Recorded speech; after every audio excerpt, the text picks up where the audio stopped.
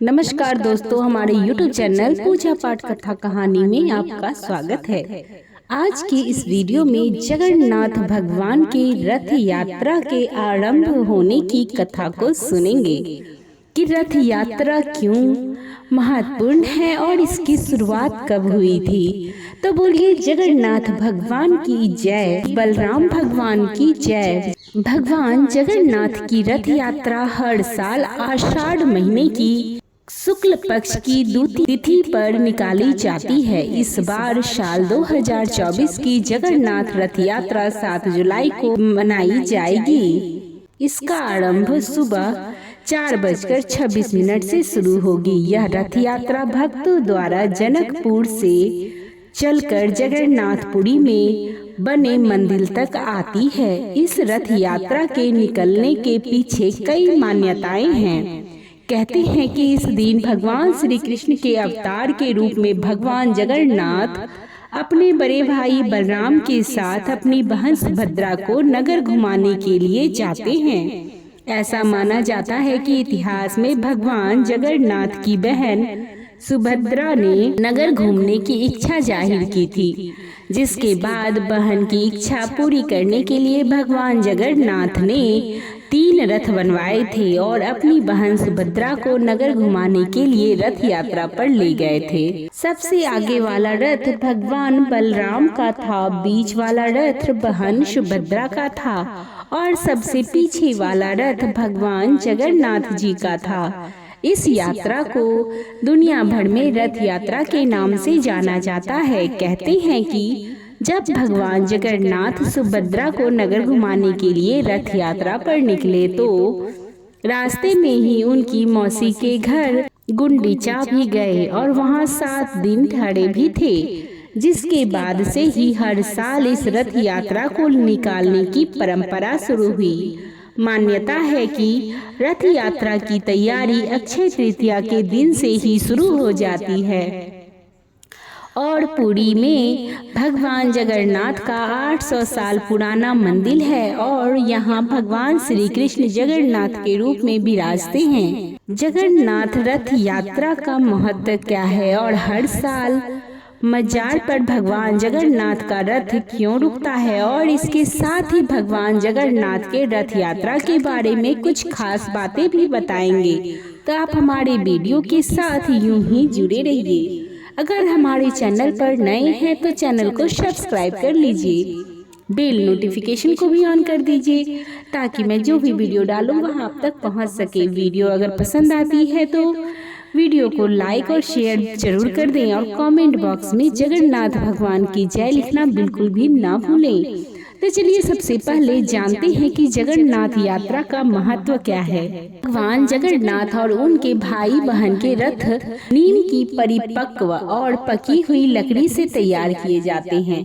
इसे दारू कहा जाता है। रथ को बनाने में केवल लकड़ी को छोड़कर किसी अन्य चीज का प्रयोग नहीं किया जाता।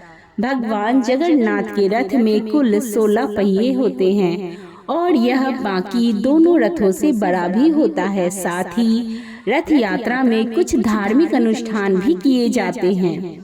मान्यता है कि इस रथ यात्रा का साक्षात दर्शन करने से ही 1000 यज्ञों का पुण्य फल मिल जाता है। जब तीनों रथ यात्रा के लिए सजाए बजाए जाते हैं तो फिर पुरी के राजा गजपति की पालकी आती है और फिर रथों की पूजा की जाती है। उसके बाद सोने की झाड़ू से रथ मंडप और रथ यात्रा के रास्ते को साफ किया जाता है। आइए अब जानते हैं कि हर साल मजार पर भगवान जगन्नाथ का रथ क्यों रुकता है। भगवान जगन्नाथ का रथ अपनी यात्रा के दौरान मुस्लिम भक्त शालवेग की मजार पर कुछ देर के लिए जरूर रुकता है। माना जाता है कि एक बार जगन्नाथ जी के भक्त शालवेग भगवान के दर्शन के लिए पहुंच नहीं पाया था। फिर उसकी मृत्यु के बाद जब उसकी मजार बनी तो वहां से गुजरते वक्त रथ खुद ब खुद वहां रुक गया। फिर उसकी आत्मा के लिए शांति प्रार्थना की गई तो उसके बाद ही रथ आगे बढ़ पाया था। तब से हर साल रथ यात्रा के दौरान रास्ते में पड़ने वाले शालबेग की मजार पर भगवान जगन्नाथ जी का रथ जरूर रुकता है। चलिए अब जानते हैं कि भगवान जगन्नाथ जी रथ यात्रा के पर्व की कुछ खास और महत्वपूर्ण बातें। हर वर्ष पुरी में 3 रथों में रथ यात्रा निकलती है, जिसमें भगवान जगन्नाथ का रथ सबसे पीछे रहता है। वहीं सबसे आगे बलराम जी का रहता है और बीच में बहन देवी सुभद्रा का रथ होता है। सबसे आगे भाई बलराम का रथ का रंग लाल और हरा होता है, जिससे ताज ध्वज कहते हैं। वहीं देवी सुभद्रा के काले और लाल रंग के रथ को पद रथ कहते हैं। भगवान जगन्नाथ के लाल और पीले रंग के रथ को गरुड़ ध्वज या नदी घोष कहते हैं। रथ यात्रा के सभी रथों को दारू कहे जाने वाले नीम की लकड़ियों से बनाया जाता है, जिसके निर्माण में किसी प्रकार के धातु जैसे कील कांटों का उपयोग नहीं किया जाता है। रथ निर्माण के लिए एक विशेष समिति का चयन किया जाता है और रथ निर्माण का कार्य अक्षय तृतीया से शुरू हो जाता है।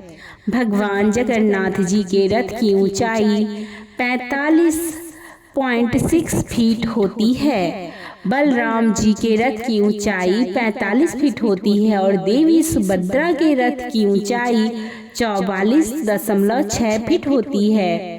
तीनों रथों के तैयार होने के बाद पुरी के गजपति राजा तीनों रथों की विधिवत पूजा अर्चना करते हैं। इस अनुष्ठान को छड़ पहनार कहते हैं। रथ यात्रा की शुरुआत जगन्नाथ मंदिर से होती है और जो पुरी नगर से होती हुई गुड़ीचा मंदिर तक जाती है, जहां भगवान जगन्नाथ बलराम जी और देवी सुभद्रा 7 दिनों तक आराम करते हैं। गुड़ीचा मंदिर भगवान जगन्नाथ की मौसी का घर माना जाता है। पौराणिक मान्यताओं के अनुसार भगवान विश्वकर्मा ने भगवान जगन्नाथ, देवी सुभद्रा और बलराम जी की प्रतिमाओं का निर्माण किया था।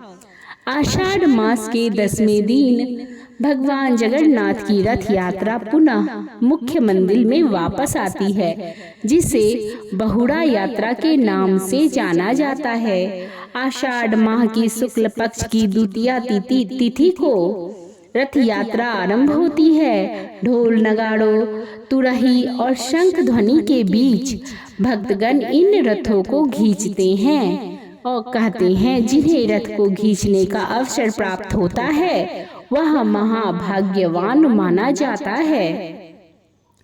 तीनों रथों को मोटी रस्सियों से खींचकर 4 किलोमीटर दूर गुड़ीचा मंदिर ले जाया जाता है। रथ यात्रा जगन्नाथ मंदिर से निकलकर गुड़ीचा मंदिर पहुंचती है। भगवान की रथ यात्रा देखना बहुत ही शुभ होता है और इसको खींचना बहुत ही महाभाग्य की बात होती है। बोलिए जगन्नाथ भगवान की जय।